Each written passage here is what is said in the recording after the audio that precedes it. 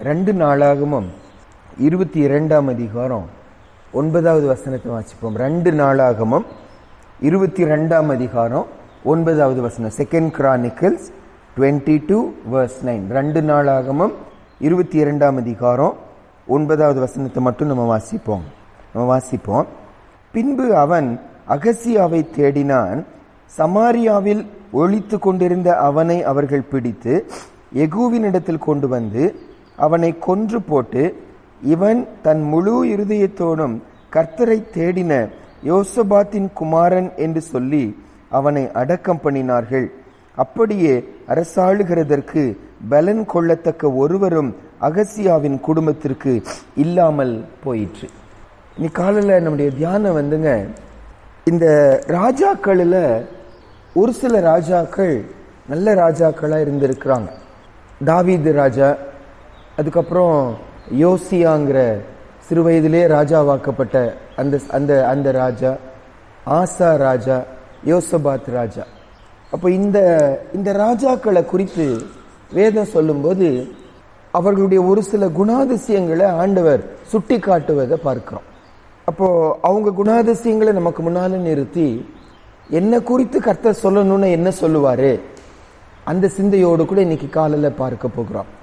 நிறைய ராஜாக்களை குறித்து பெரிய லிஸ்ட பைபிள்ல வாசிக்கிறோம். ஆனா பலருடைய வாழ்க்கை ஆண்டவருக்கு துக்கத்தை தான் கொடுத்துச்சு, ஆண்டவருக்கு வேதனையை கொடுத்துச்சு. ஆனா ஒரு சிலர் மட்டும் ஆண்டரை சந்தோஷப்படுத்தினாங்க, கர்த்தருடைய காரியங்களை முன்னால வச்சாங்க, ஆண்டவருக்கு பயப்பட்டாங்க.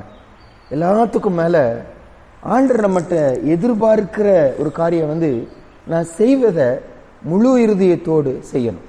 ஆண்டர் எதிர்பார்க்கிறதெல்லாம் என்ன, நான் அறகுறையா செய்வது ஆண்டருக்கு விருப்பம் இல்லை, அது அவருக்கு ஏற்றதே இல்லைன்னா அவர் ராஜாதி ராஜா, அவர் எல்லாவற்றுக்கும் தகுதியானவர். நான் என்ன செஞ்சாலும் மனதார செய்யணும், முழு இருதயத்தோடு செய்யணும். ஆண்டர் அதை தான் நம்மகிட்ட எதிர்பார்க்கிறார்.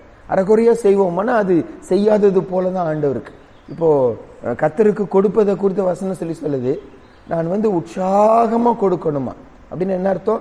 முழு இருதயத்தோடு ஆண்டருக்கு என்ன செய்யணும், கொடுக்கணும். இல்லாட்டி ஆண்டருக்கு அது விருப்பமே இல்லை.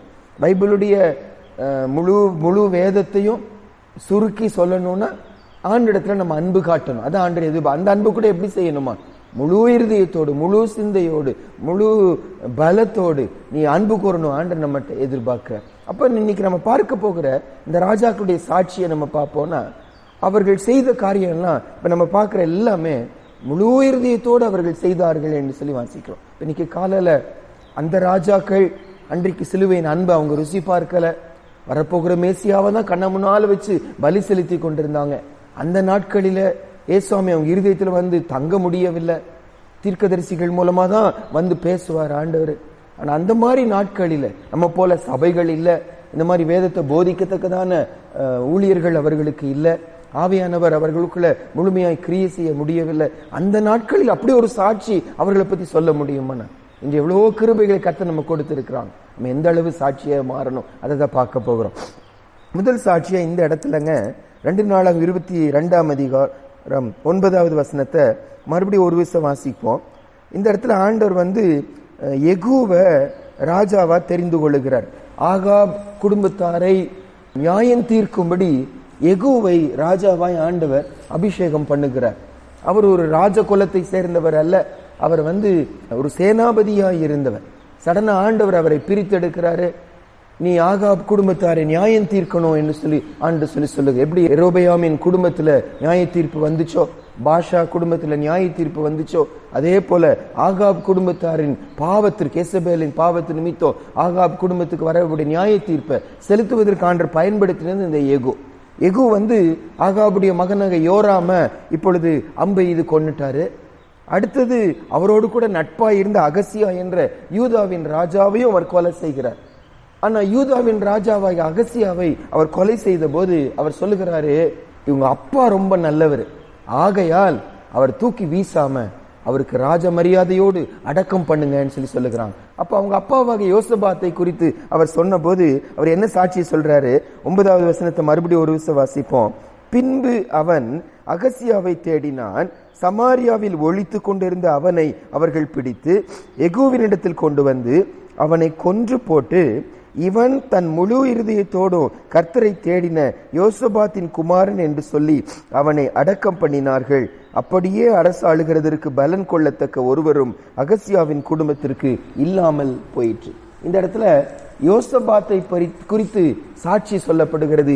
யார் இந்த யோசபாத்? பைபிள் சொல்லுது, இவன் தன் முழு இருதயத்தோடும் கர்த்தரை தேடின யோசபாத்தின் குமாரன். ஆண்டவர் யோசபாத் மரிச்சு போயிட்டாரு. யோசபாத்துடைய மகன் தான் இந்த அகசியா. அப்போ யோசபாத்தை குறித்து ஆவியானவர் ஒரு நோட் எழுதுகிறாரு, தன் முழு இருதயத்தோடு கர்த்தரை தேடின யோசபாத். நம்ம கொஞ்ச நாள்ல கூட நம்ம பார்த்தோம், அவரை தேடுவதுன்னா என்ன அர்த்தம்? அவர் எந்த பாதையில இருக்கிறாரு, நான் எடுக்கிற முடிவில் அவர் இல்லை, நான் போற பாதையில அவர் இல்லை, அப்ப அவர் வேற பகுதியில் இருக்கு அப்படின்னு என்ன அர்த்தம்? அவருடைய முடிவு வேறு, அவருடைய சித்தம் வேறு. எங்க ஆண்டவரே நீங்க இருக்கிறீங்க, எந்த முடிவுல போனா உங்களை நான் கண்டுகொள்ள முடியும், எந்த காரியத்தை செய்த நான் உங்களை பார்க்க முடியும் என்று சொல்லி தேவ சித்தம் எது, கர்த்தருடைய விருப்பம் எது, அவருடைய தீர்மானம் எது, அவருடைய ஆலோசனை எது என்று சொல்லி தேடுவதுதான் இந்த கர்த்தரை தேடுவது என்று சொல்லி அர்த்தம். அப்படி கர்த்தரை தேடுவது கூட யோசபாத் எப்படி செய்தாங்களாம்? முழு இருதயத்தோடு கூட கர்த்தருடைய சித்தத்தை தேடினாங்க. இன்னைக்கு நம்ம லைஃப்ல நிறைய தடவைங்க நம்ம மனசுல ஒரு தீர்மானம் பண்ணியிருப்போம், இப்படிதான் நடக்கணும், இதுதான் செய்யணும்னு சொல்லிட்டு. ஆனா நம்ம ஆணுடைய பிள்ளைகளா இருப்பதுனால தேவ சித்தம் என்னன்னு சொல்லி அறிஞ்சு செய்யணுங்கிற சத்தியம் நமக்கு தெரியும். அப்ப நம்ம மனசுல ஒரு ஆசை, நம்ம மனசுல ஒரு விருப்பம், அந்த விருப்பத்தோடு அந்த சித்தத்தோடு கூட வேதத்துக்கு போகிறோம், அல்லது தேவ சித்தத்தை நமக்கு சொல்லக்கூடிய நல்ல தேவனுடைய மனுஷர்கள்ட்ட, சகோதரர்கள் சகோதரிகள்கிட்ட போறோம். தேவ சித்தம் என்னன்னு சொல்லி புரிஞ்சுக்க முடியல, தேவ சித்தம் அறிஞ்சுக்கணும், வேதத்தின் போய் உட்கார்றோம், சபையில வந்து உட்கார்றோம், வசனத்தை எடுத்து தியானிக்கிறோம், அவனுடைய பிள்ளைகளோடு நம்ம ஐக்கியப்பட்டு கேட்கிறோம். அப்போ நம்ம மனசுல என்ன இருக்கும்னா, நம்ம என்ன நினைக்கிறோமோ, நம்ம என்ன விரும்புகிறோமோ அதை அவர்கள் சொல்லணும். நமக்கு என்ன இருக்கும்? நமக்கு ஆசையா இருக்கும். ஒரு சின்ன அளவாவது ஐயோ வேற சொல்லிடக்கூடாதே என்ற ஏக்கம் நமக்குள்ள என்ன செய்யும்? இருக்கும். நம்ம நினைச்சத அது தேவ சித்தமா இருக்கணும், நம்ம என்ன விரும்புகிறோமோ அதுதான் தேவன் சொல்லணும்னு சொல்லி நம்ம மனசுல ஆசை இருக்கும். அந்த மாதிரி ஒரு அறகுறையான இருதயத்தோடு கர்த்தருடைய சித்தத்தை தேடும் போது ஆண்டவர் நமக்கு தன்னை பூர்ணமா என்ன செய்ய முடியாது? வெளிப்படுத்த முடியாது. பிழையாமின் எக்ஸாம்பிள் அது. பிழையாமுக்கு போகணும்னு ஆசை, பாலா கனப்படுத்துவாங்க, காசு கொடுப்பாங்கன்னு சொல்லிட்டு, அதனால அந்த ஆசையோடு கூட தேவ சித்தத்தை கேட்கிறாரு. ஆண்டருக்கு நல்லா தெரியுது இவனுக்கு போகணும்னு ஆசைன்னு சொல்லி ஆண்டர் போன்னு சொல்லிட்டாருன்னு வாசிக்கிறோம். அப்போ யோசபாத்தை குறித்து பைபிள் சொன்ன ஒரு சாட்சி, அவர் அப்படி இருக்கவில்லையா? முழு இருதயத்தோடு கூட தான் விருப்பத்தெல்லாம் ஒதுக்கி வச்சு, தான் ஆசையெல்லாம் ஒதுக்கி வச்சு ஆண்டர் உங்க சித்தம் என்னன்னு சொல்லி தேடினாங்கன்னு வாசிக்கிறோம். அதே மாதிரி இன்னொரு ஊழியர் கூட பாருங்க, 2 நாளாகமம் 15ஆம் அதிகாரத்துல இன்னொரு ராஜாவை குறித்து வாசிக்கிறோம். கொஞ்ச நாள் முன்னால கூட இந்த ராஜாவை குறித்து நம்ம பார்த்தோம். 2 நாளாகமம் 15ஆம் அதிகாரம் ஆசா ராஜாவை குறித்து இந்த இடத்துல நம்ம பார்க்கிறோம். 2 நாளாகமம் 15ஆம் அதிகாரம் 9வது வசனத்திலிருந்து வாசிப்போம் பாருங்க. 2 நாளாகமம் 15ஆம் அதிகாரம் 9வது வசனத்திலிருந்து வாசிப்போங்க. அவன் யூதா பென்யமீன் ஜனங்களையும் அவர்களோடே கூட எப்ராயிமிலும் மனாசேயிலும் சிமியோனிலும் இருந்து வந்து அவர்களோடு சஞ்சரித்தவர்களையும் கூட்டினான். அவனுடைய தேவனாகிய கர்த்தர் அவனோடு இருக்கிறார் என்று கண்டு இஸ்ரவேலிலிருந்து திரளான ஜனங்கள் அவன் பட்சத்தில் சேர்ந்தார்கள். ஆசா அரசாண்ட 15ஆம் வருஷம் 3ஆம் மாதத்திலே அவர்கள் எருசலேமிலே கூடி தாங்கள் கொள்ளையிட்டு ஓட்டிக்கொண்டு வந்தவைகளில் அந்நாளில் 700 மாடுகளையும் 7000 ஆடுகளையும் கர்த்தருக்கு பலியிட்டு தங்கள் பிதாக்களின் தேவனாகிய கர்த்தரை தங்கள் முழு இருதயத்தோடும் தங்கள் முழு ஆத்துமாவோடும் தேடுவோம் என்றும், சிறியோர் பெரியோர் ஸ்திரீ புருஷர் எல்லாரிலும் இஸ்ரவேலின் தேவனாகிய கர்த்தரை தேடாதவன் எவனோ அவன் கொலை செய்யப்பட வேண்டும் என்றும் ஒரு உடன்படிக்கை செய்து மகா சத்தத்தோடும் கம்பீரத்தோடும் பூரிகைகளோடும் எக்காலங்களோடும் கர்த்தருக்கு முன்பாக ஆணையிட்டார்கள். இந்த ஆணைக்காக யூதா ஜனங்கள் யாவரும் சந்தோஷப்பட்டார்கள். தங்கள் முழு இருதயத்தோடும் ஆணையிட்டு தங்கள் முழு மனதோடும் அவரை தேடினார்கள். கர்த்தர் அவர்களுக்கு வெளிப்பட்டு சுற்றுப்புறத்தாரால் யுத்தம் இல்லாதபடிக்கு அவர்களை இளைப்பாற பண்ணினார். இந்த இடத்துல ஆசா ராஜாவை குறித்து வாசிக்கிறோம். அவன் நாட்களில் இருந்து அவனுடைய மக்களை குறித்து கூட வாசிக்கிறோம். அவர்கள் முழு இருதயத்தோடு கர்த்தரை தேடினாங்க. கர்த்தரை தேடாம போனா நாங்க கொலை செய்யப்படணும்னு ஒரு உடன்படிக்கை பண்ணினாங்க. இந்த ஆணைய முழு இருதயத்தோடு இந்த ஆணையை செய்தார்களாம். அந்த ஆணையை செய்ததற்காக அவர்கள் ரிக்ரெட் பண்ணல. ஐயோ தெரியாம சொல்லிட்டோம், கொலை செஞ்சுட்டா என்ன வருது, வியாதி வந்துட்டா என்ன ஆகுதுன்னு சொல்லி கவலைப்படவில்லையா. அந்த ஆணைக்காக அவர்கள் சந்தோஷப்பட்டாங்கன்னு சொல்லி வாசிக்கிறோம். நீ காலையில நமக்கு முன்னால முதல்ல வைக்கப்படுகிற வார்த்தை, யோசபாத் ராஜா, ஆசா ராஜா முழு இருதயத்தோடு கர்த்தரை தேடினாங்க. இன்னைக்கு என்கிட்ட ஆண்டவர் எதிர்பார்க்கிறாரு. அவர் விருப்பத்தை என்னன்னு அறிஞ்சுக்கணும், அவர் சித்தம் என்னன்னு அறிஞ்சுக்கணும், அவருக்கு பிரியமானதை என்ன செய்யணும், அது எப்படி செய்யணும், முழு இருதயத்தோடு தேவனே உங்க சித்தத்தை சொல்லுங்க, ஆண்டவரே உங்களை தேடுகிறவர்களா எங்களை மாற்றுங்கன்னு சொல்லி நம்ம இருக்கணும்னு ஆண்டவர் எதிர்பார்க்கிறார். ஒன்று. இரண்டாவதாகங்க 2 ராஜாக்கள் 23ஆம் அதிகாரம் 25வது வசனம். இந்த ராஜாக்களுடைய லைஃபை வச்சு நம்ம பெற்றுக்கொள்ளுகிற சேலஞ்ச் என்ன, நம்ம எப்படி இருக்கணும், ஆண்டவர் என்ன எதிர்பார்க்கிறாரு. 2 நாளாகமம் 23ஆம் அதிகாரம் 25வது வசனம். 2 Kings 23:25. 2 ராஜாக்கள் 23:25 வாசிப்போம். கர்த்தரிடத்துக்கு தன் முழு இருதயத்தோடும் தன் முழு ஆத்துமாவோடும் தன் முழு பலத்தோடும் மோசேயின் நியாய பிரமாணத்திற்கு ஏற்றபடியெல்லாம் செய்ய மனதை சாய்த்தான். அவனை போல் ஒத்த ராஜா அவனுக்கு முன் இருந்ததும் இல்லை, அவனுக்கு பின் எழும்பினதும் இல்லை. இந்த இடத்துல நான் பார்த்த எல்லா ஆங்கில மொழிபெயர்ப்புகளிலும் என்ன போட்டிருக்குனாங்க, இவர் கர்த்தர் பக்கமா மனம் திரும்பினார். He turned to the Lord. கர்த்தர் பக்கமா மனசை திருப்பினாரு, அவர் மனம் திரும்பினாரு. அந்த மனம் திரும்புதல் எப்படி இருந்துச்சா, முழு இருதயத்தோடு இருந்துச்சா. 3 வார்த்தை பயன்படுத்துறார், முழு இருதயத்தோடு, முழு ஆத்துமாவோடு, முழு பலத்தோடு. அந்த மனம் திரும்புதல் முழு இருதயத்தோடு இருந்துச்சு. அந்த மனம் திரும்புதல் நியாய பிரமாணத்திற்கு ஏற்றபடி இருந்துச்சா. வசனம் எப்படி மனம் திரும்பணும்னு சொல்றாரோ அப்படி மனம் திரும்பினாரா. அந்த மனம் திரும்புதலும் முழு இருதயத்தோடு இருந்தாருன்னு வாசிக்கிறோம். ஆண்டவர் நம்மகிட்ட எதிர்பார்க்கிற ஒரு அடிப்படையான காரியம் என்ன? எபிரேயர் 6ஆம் அதிகாரத்துலங்க கிறிஸ்தவ வாழ்க்கையின் மூல உபதேசம் என்று சொல்லி போடப்பட்டிருக்கு.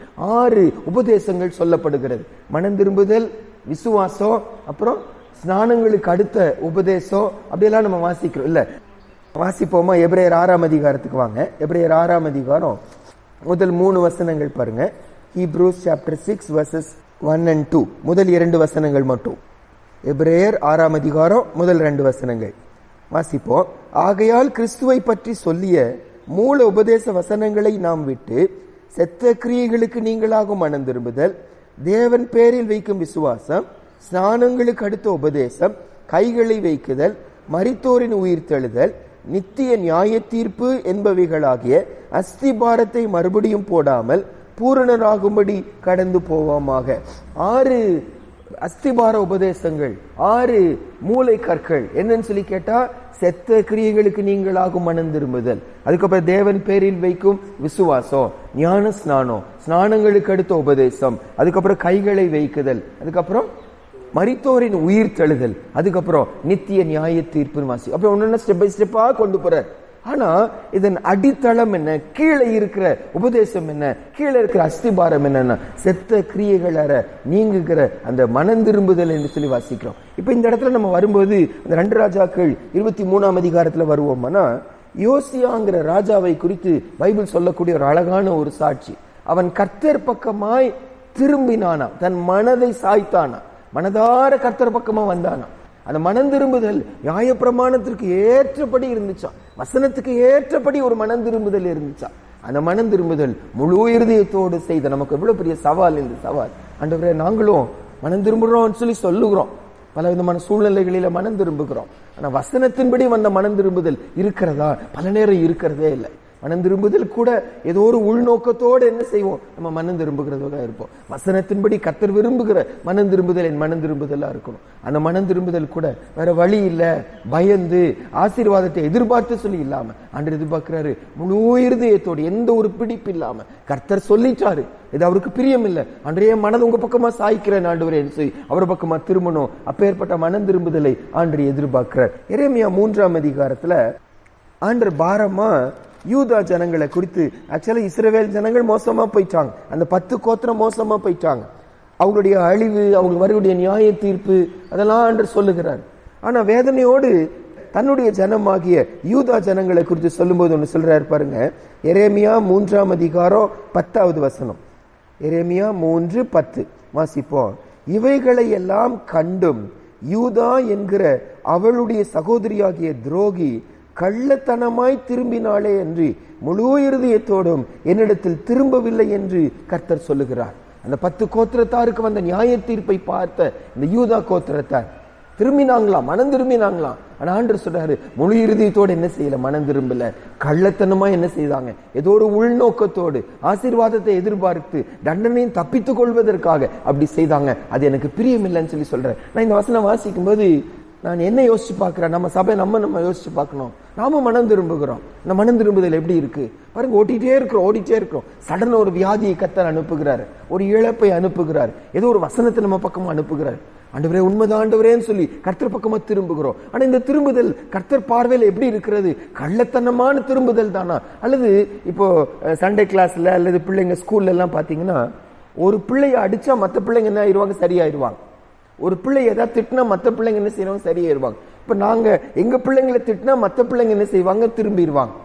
ஆனா இந்த திரும்புதல் கர்த்தர் பார்வையில் எப்படி இருக்கு? நம்ம கூட யாரோடைய வாழ்க்கையில நியாய தீர்ப்பு இருக்கிறது, யாரோ ஒரு குடும்பத்துல ஏதோ ஒரு பிரச்சனை நடக்குது, அவங்க பிள்ளைங்க ஏதோ வித்தியாசமா நடக்கிறாங்க. உடனே நம்ம என்ன செய்யறோம், அந்த பெற்றோர் அந்த பிள்ளைங்களை சரியா நடத்தல, அதனால அந்த பிள்ளை அப்படி இருக்கு, நாங்க பிள்ளைகளை நடத்தக்கூடாது, நம்ம மனம் திரும்புகிறோம்.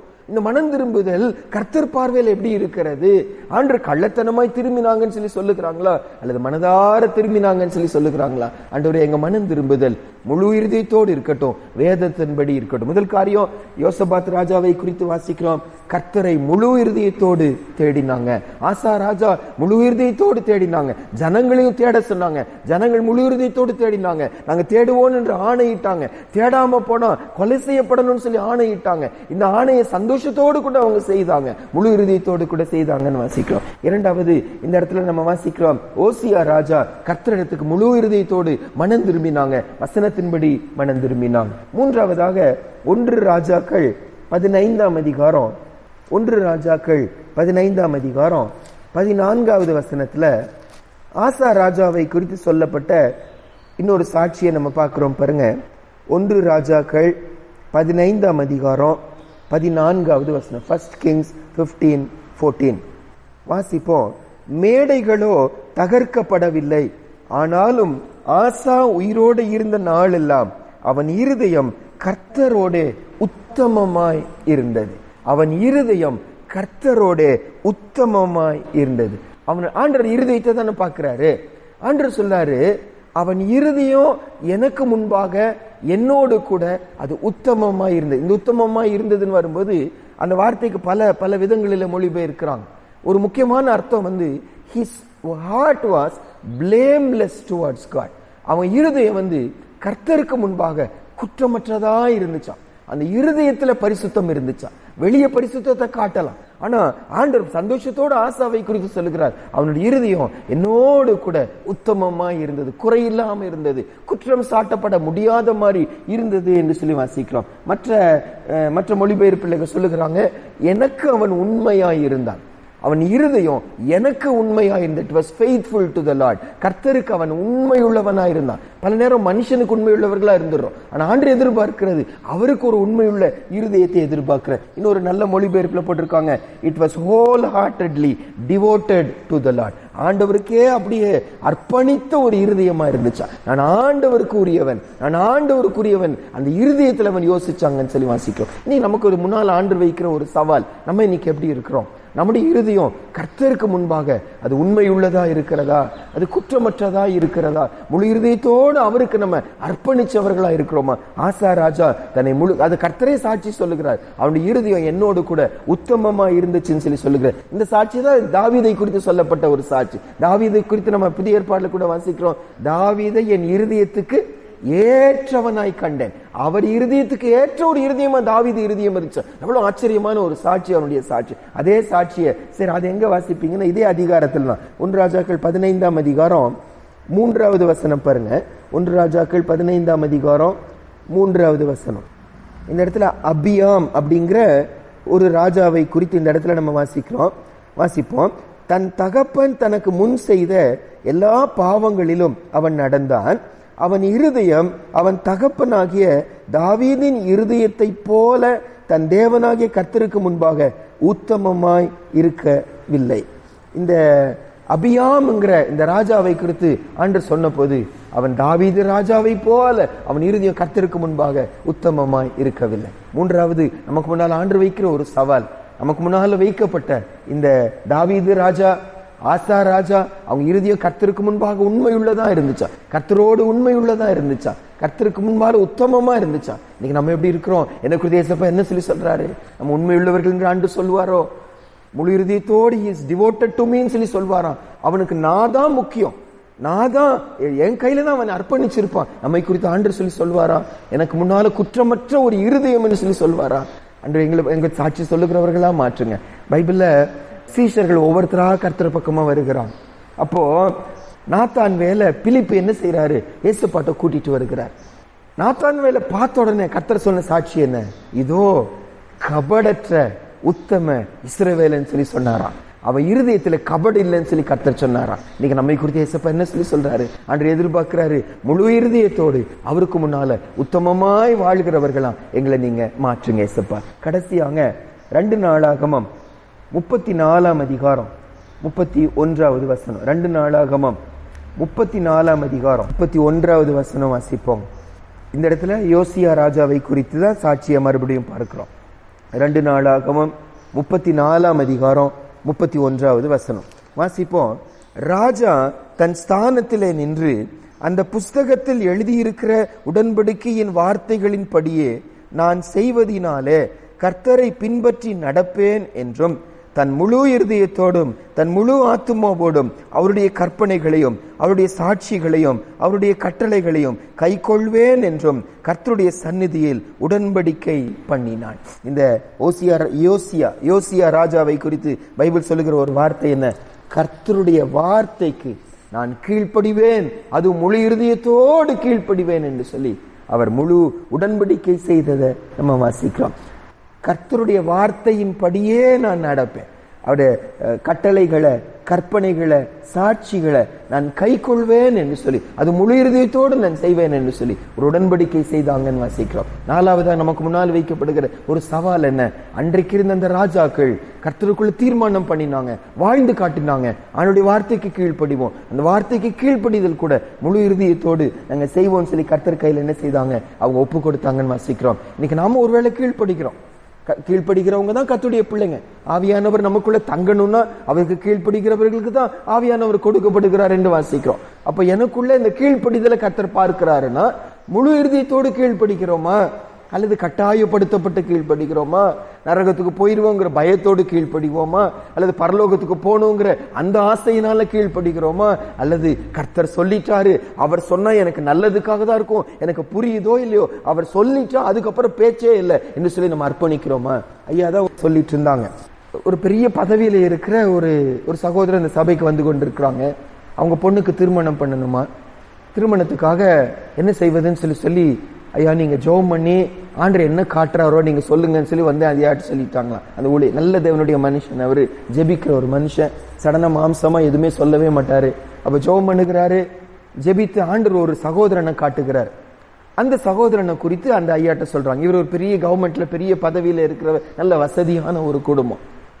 அந்த சகோதரன் ஏதோ ஒரு கிராமத்துல, ஆந்திரால ஏதோ ஒரு கிராமத்துல சின்ன ஊர்ல சரியா கூட படிக்கல, ஆனா அந்த மகனை ஆண்டு காட்டுகிறாருன்னு சொல்லி ஊழியக்காரங்க சொல்லிட்டாங்க. அந்த சகோதரியோ நல்ல படிச்ச சகோதரி, நல்ல வசதியான குடும்பத்துல வந்தவங்க.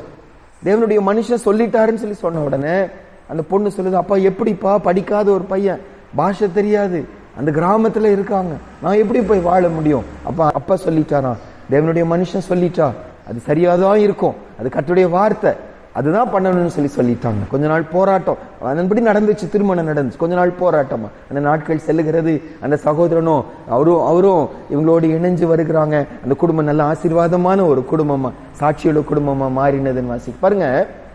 ஒரு ஊழியக்காரனுடைய வார்த்தை கரெக்டா தான் இருக்கும், சிந்தையின்படி ஏற்றுக்கொள்ள முடியாது. வசதி வித்தியாசம், படிப்பு வித்தியாசம், பாஷை வித்தியாசம், ஊரு வித்தியாசம். ஆனா தேவனுடைய மனுஷன் சொல்லிட்டான்னு சொன்னா அப்படியே என்ன செய்தாங்களா? கீழ்ப்படிஞ்சாங்க. அந்த சகோதரினால முழு இருதயத்தோடு கீழ்ப்படிய முடியவில்லை. ஆனா அப்பா சொல்லிட்டாங்க, அவர் சொன்னா அது தேவனுடைய வார்த்தை, அது கரெக்டா தான் இருக்கும்னு சொல்லிட்டு ஒரு ஊழியனுடைய வார்த்தையை சரியான வார்த்தை என்று சொல்லி அவங்களால முழு இதயத்தோடு ஒப்பு கொடுக்க முடியுமா? கர்த்தருடைய வார்த்தைக்கு நம்முடைய ரெஸ்பான்ஸ் என்ன? இந்த இடத்துல வாசிக்கிறோம், யோசியா ராஜா கர்த்தர் சொன்னபடி எல்லாம் நான் செய்வேன் என்று சொல்லி முழு இருதயத்தோடு உடன்படிக்கை செய்தாங்கன்னு வாசிக்கிறோம். மோசே மூலமா கர்த்தருடைய வார்த்தை, கர்த்தருடைய கட்டளைகளை ஜனங்களுக்கு கொடுக்கப்பட்ட போதுங்க, இந்த ஒரே ஒரு வார்த்தை மட்டும் நம்ம வாசிச்சு முடிச்சிருவோம். யாத்திராகமம் 24ஆம் அதிகாரத்துக்கு வருவோம். யாத்திராகமம் 24ஆம் அதிகாரம் அதோடைய 3வது வசனம் மட்டும் நம்ம சேர்ந்து வாசிப்போம். எக்ஸடஸ் 24:3. யாத்திராகமம் 24ஆம் அதிகாரம் 3வது வசனம். யாத்திராகமம் 24ஆம் அதிகாரம் 3வது வசனம் வாசிப்போம். மோசே வந்து கர்த்தருடைய வார்த்தைகள் யாவையும் நியாயங்கள் யாவையும் ஜனங்களுக்கு அறிவித்தான். அப்பொழுது ஜனங்கள் எல்லாரும் ஏக சத்தமாய் கர்த்தர் அருளின எல்லா வார்த்தைகளின்படியும் செய்வோம் என்று பிரதியுத்தரம் சொன்னார்கள். கர்த்தர் சொன்ன எல்லா வார்த்தையின்படி நாங்க செய்வோம் என்று பிரதியுத்தரம் பண்ணாங்க. நம்ம அப்ப பார்த்த யோசியா ராஜா ஒரு படி மேல போய் சொல்லுகிறாரு, எல்லாவற்றையும் செய்வது மட்டுமல்ல, அது முழு இருதயத்தோடு என்ன செய்வோம் நான் செய்வேன் என்று சொல்லி சொல்வது மட்டுமல்ல, ஒரு உடன்படிக்கை செய்தாங்கன்னு வாசிக்கிறோம். இன்னைக்கு நமக்கு முன்னால 4 சவால்கள் வைக்கப்படுகிறது. முதல் காரியம் வாசிச்சோம், அவங்க முழு இருதயத்தோடு கர்த்தரை தேடினாங்க. கர்த்தர் சித்தம் என்ன ஆண்டவரே, அறகுறையான இருதயத்தோடு கேட்டா தேவ சித்தத்தை புரிந்து கொள்ள முடியாது. ஆண்டவர் கண்டிப்பா நம்ம உள்ளத்தை அறிவார். ஆண்டவரே என் மனசு எப்படி சொல்லுது, குடும்பம் எப்படி சொல்லுது, இருதயம் எப்படி சொல்லுது, ஊழியர்கள் சொல்லுகிறாங்க, விசுவாசி சொல்லுகிறாங்க, அதெல்லாம் எனக்கு முக்கியம் இல்லை ஆண்டவரே, நீங்க என்ன சொல்றீங்க ஆண்டவரேன்னு சொல்லி முழு இருதயத்தோடு கர்த்தரை தேடுகிற மக்களாய் நம்ம இருப்போமா? 2வது மனம் திரும்புதல் அவசியம். இந்த மனம் திரும்புதல் எப்படி இருக்கணும்? முழு இருதயத்தோடு கூட இருக்கணும், கர்த்தருடைய வார்த்தையின்படி இருக்கணும், யாரோடைய அனுபவத்தின்படி அல்ல, உலக மக்களின்படி அல்ல, கர்த்தருடைய வார்த்தையின்படி முழு இருதயத்தோடு மனம் திரும்புகிற என்ற சாட்சி நம்மை குறித்து சொல்லப்படணும். 3வது நம்முடைய இருதயம் கர்த்தருக்கு முன்னால உத்தமமா இருக்கணும், குற்றமற்றதா இருக்கணும், முழு இருதயத்தோடு அர்ப்பணித்தவர்களா நம்ம இருக்கணும்னு சொல்லி வாசிச்சோம். 4வது என்னுடைய கீழ்ப்படிதல், வசனத்துக்கு இருக்கக்கூடிய கீழ்ப்படிதல் முழு இருதயத்தோடு இருக்கணும். எல்லா வசனத்துக்கும் கீழ்ப்படுகிறவனா முழு இருதயத்தோடு கீழ்ப்படுகிறவர்களா எங்களையும் நீங்க மாற்றுங்க இயேசுப்பா. அர்ப்பணித்து ஜெபிப்போம். நமக்கு முன்னால இந்த ஒரு சில சாட்சிகளை ஆண்டவர் வைக்கிற தாவீது ராஜா, ஆசா ராஜா, யோசியா ராஜா, யோசபாத் ராஜா, இஸ்ரவேல் ஜனங்கள், இவைகளெல்லாம் நமக்கு முன்னால வைக்கிறார். நெகட்டிவான அபியாம குறித்து நம்ம வாசிச்சோம், யூதாவை குறித்து நம்ம வாசிச்சோம். அவர்கள் அறகுறையா கீழ்ப்படிஞ்சாங்க, அறகுறையா அர்ப்பணிச்சாங்க, அறகுறையா உத்தமமா இருந்தாங்க. அது ஆண்டவருக்கு பிரியமா இருக்கவில்லை. இன்னைக்கு என்ன குறித்து ஏசப்பா என்ன சாட்சி சொல்வாரு? நான் செய்வது முழு இருதயத்தோடு நம்ம செய்யறோமா? ஆராய்ந்து பார்த்து, அப்பா எங்க கூட குறை இருக்கு சுவாமி, இந்த ராஜாக்கள் எல்லாம் இந்த ஜனங்கள் எல்லாம் நீங்க அவ்வளவு ஆச்சரியமாய் நடத்தினவர், எங்களையும் நடத்த வல்லவரப்பான்னு சொல்லிட்டு அவர்கிட்ட ஒப்பு கொடுப்போமா? மகா பரிசுத்தமுள்ள எங்க நல்ல தகப்பனே, ஆண்டவர் இந்த கால வேளைக்காக நன்றி அப்பா. எங்க பக்கமா அனுப்பப்பட்ட இந்த வார்த்தைக்காய் ஸ்தோத்திரம் அப்பா. எங்க கூட நீங்க எதிர்பார்க்கிறத எங்க முன்னால வைக்கிறீங்க இயேசுப்பா.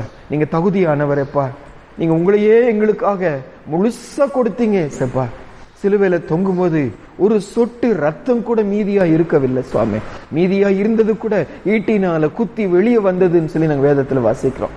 அந்த அளவு உங்களையே முழுசா அர்ப்பணித்த ஒரு தேவனுக்கு எத்தனை தடவை அறகுறையான மனம் திரும்புதல், அறகுறையா தேவ சித்தத்தை தேடுவது, அறகுறையா கீழ்ப்படிவது, அறகுறையா இருதயத்தை உமக்கு ஒப்பு கொடுப்பது எங்க வாழ்க்கையில இருக்கிறதப்பா.